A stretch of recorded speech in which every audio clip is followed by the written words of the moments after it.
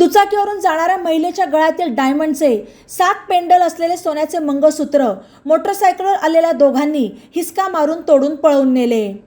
सोमवारी 24 जूनला दुपारी 12:30च्या सुमारास सावेडी उपनगरातील गुलमोर रोडवर ही घटना घडली। या प्रकरणी तोफखाना पोलीस ठाण्यात जबरी चोरीचा गुन्हा दाखल करण्यात आला। या संदर्भात स्वप्नाली राहुल वाळके वय 32 राहणार Om Sai complex Kakasaheb Mhaske college road यांनी फिर्याद दिली। फिर्यादी वाळके या दुपारी 12:30च्या सुमारास गुलमोर रोडकडून प्रोफेसर कॉलनी चौकाकडे त्यांच्या मोपेडवर चालल्या होत्या। त्यावेळी त्यांच्या पाठीमागून काळ्या रंगाच्या मोटरसायकलवर 2 अनोळखी इसम आले आणि मोटरसायकलवर पाठीमागे बसलेल्या इसमाने त्यांच्या गळ्यातील सोन्याचे मंगळसूत्र हिसका मारून तोडले आणि काही क्षणातच ते दोघे भरधाव वेगात तेथून पसार झाले। फिर्यादी वाळके यांनी आरडाओरडा केला, मात्र परिसरातील नागरिक जमा होईपर्यंत चोरटे तेथून पसार झाले।